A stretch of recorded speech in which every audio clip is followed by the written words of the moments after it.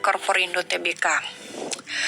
Jadi yang saya tahu, Akra ini adalah perusahaan swasta terkemuka yang menyediakan jasa logistik supply chain untuk produk BBM dan bahan bakar kimia dasar di Indonesia.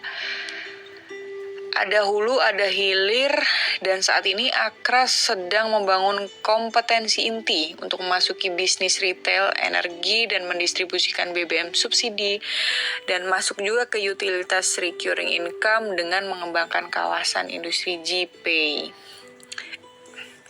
Akra tercatat di BI sejak 1994. Mau bicara tentang historis sedikit perjalanan bisnis Akra. Selama 60 tahun,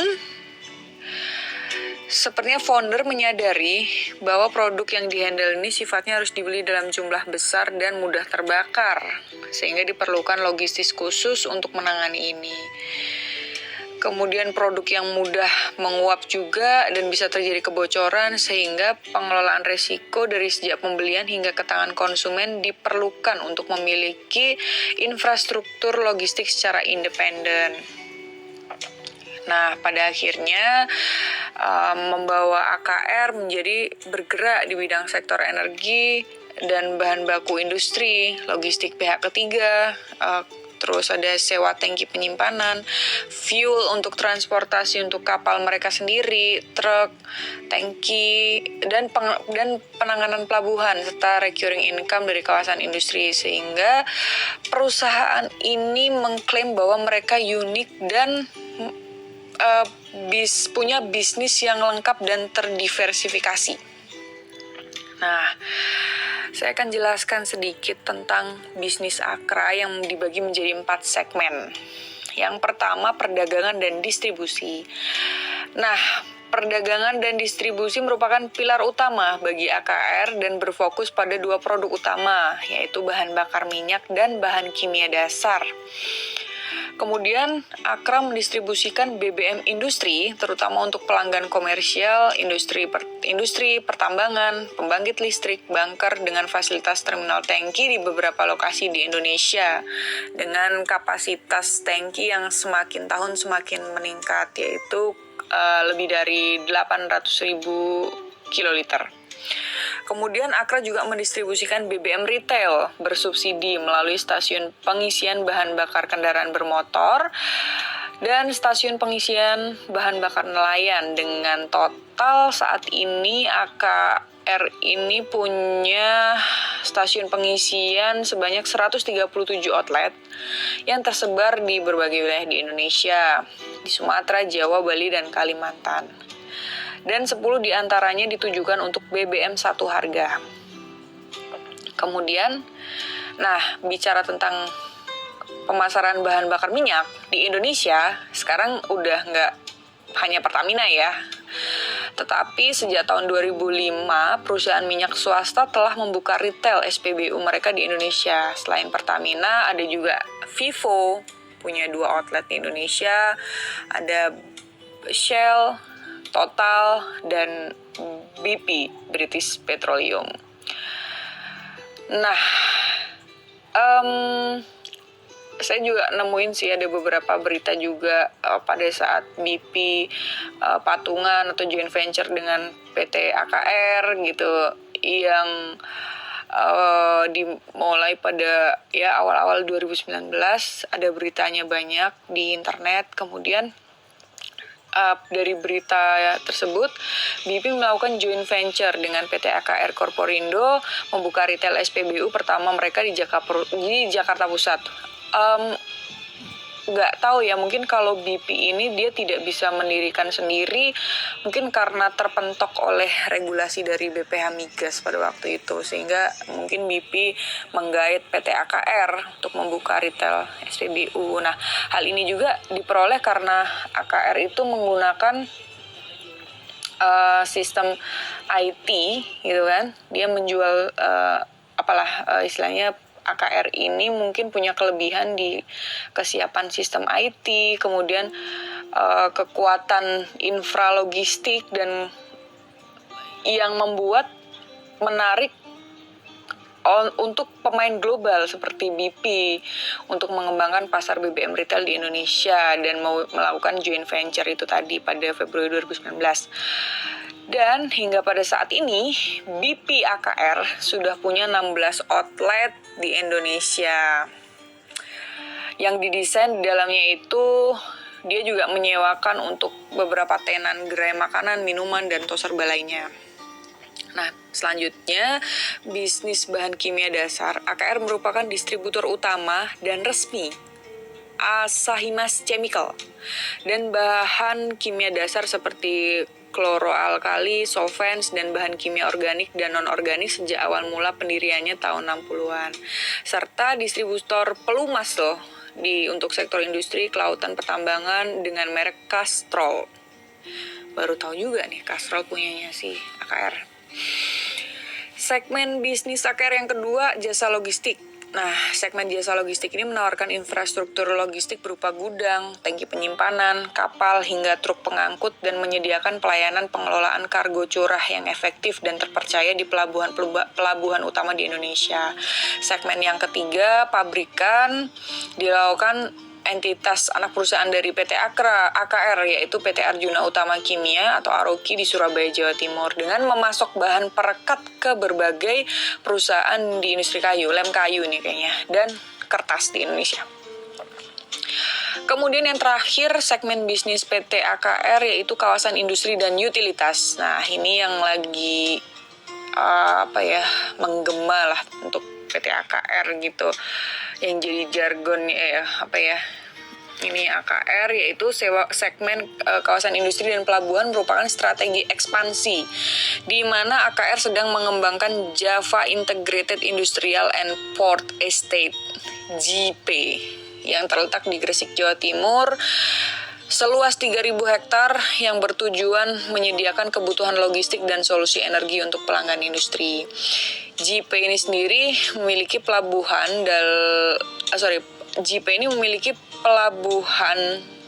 dalam yang terintegrasi dengan kawasan industri besar dan memiliki keterhubungan antar bagian yang baik di dalam provinsi yang memiliki pertumbuhan cepat. JIP adalah kawasan industri terintegrasi terbesar kedua dan pertama yang memiliki pelabuhan laut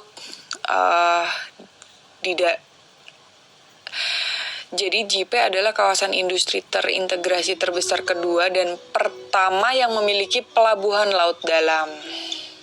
Gitu. Dan JIP ini sudah diinisiasi sejak 2013. PT AKR bekerja sama dengan Pelindo 3 dan 2018 mulai mengoperasikan pelabuhan dan 2019 resmi menyerahkan lahan untuk disewakan. Nah, ini terkait proyek smelter Freeport dan sekarang masih masuk ke tahap pengembangan gitu. Menarik ya, ternyata saling relate dan saya juga menemukan bisnis model AKRA. Jadi yang pertama untuk beberapa bisnis mereka bahan kimia dasar itu 70 hingga 80% itu berbasis komisi. Jadi menggunakan margin fix. Kemudian yang kedua untuk BBM, retail, aftur gitu kan, tidak mengambil posisi spekulasi karena permintaan sudah disesuaikan dengan kebutuhan demand gitu. Jadi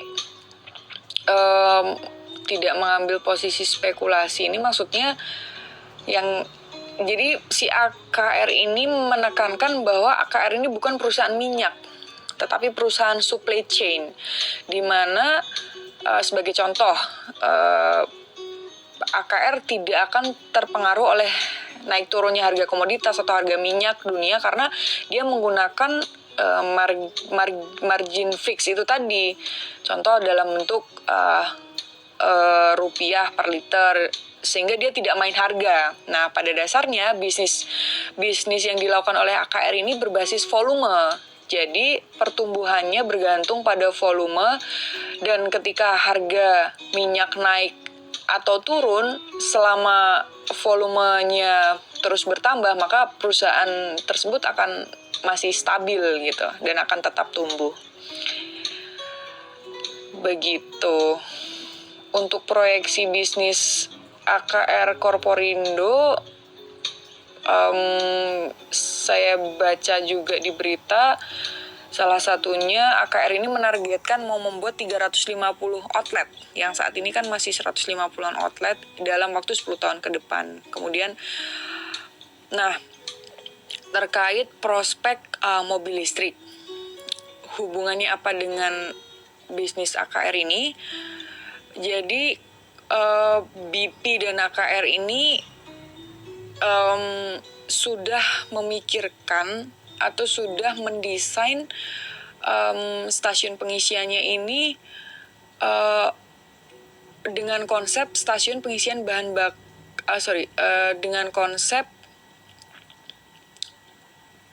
pembuatan stasiun pengisian mobil listrik gitu. Gini, SPBU yang dibuat oleh BP AKR ini itu sudah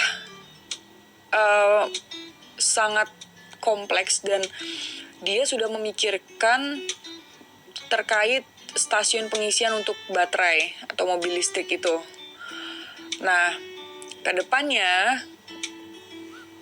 prospek mobil listrik, si AKR dan BP ini akan membuat stasiun khusus pengisian mobil listrik dan mendesain SPB-nya ini dengan menyewakan beberapa lokasi untuk tenan, gerai makanan, minuman, tos serba, dan lain-lain seperti itu.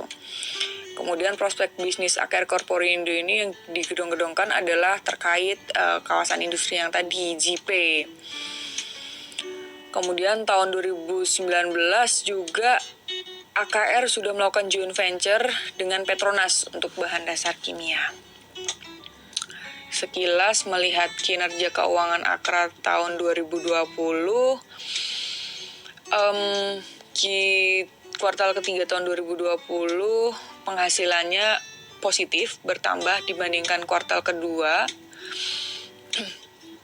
Kemudian dari revenue-nya 92% pure dari bisnis energi dan bahan baku industri, yaitu tadi BBM dan kimia industri. Dari segi valuasi harga, saya juga melihat kondisinya masih baik, dan secara kapitalisasi AKRA ini menduduki peringkat kedua dari 47 untuk kapitalisasi pasar industri terkait yang sama gitu. Untuk secara keseluruhan, untuk semua perusahaan yang listing di bursa, peringkat 85 dari 717. Dan sekilas tentang valuasi harga yang saya tahu, dengan membandingkan emiten-emiten pada sektor perdagangan, jasa, dan investasi subsektor perdagangan besar barang produksi, AKRA juga memiliki book value 1,4 kalau di RTI. Dan earning ratio 13,6, dan menurut saya masih cukup bagus alias murah. Nah, uniknya ketika saya melihat tren pergerakan saham AKRA sejak IPO, di sini saya melihat terjadi transaksi dengan volume terbesar sepanjang sejarah AKRA listing di bursa, yaitu pada tanggal 6 Desember 2020 sebesar 330 juta. Padahal sebelumnya tertinggi volumenya hanya 220 juta, itu pun pada awal tahun 2011. Dan highest price AKRA di 8.300-an pada Februari 2016, dan saat ini harga saham AKRA masih di sekitar 3.000-an. Sekian analisa yang saya tahu tentang AKRA. Jika ada hal-hal yang mau didiskusikan, dipersilakan.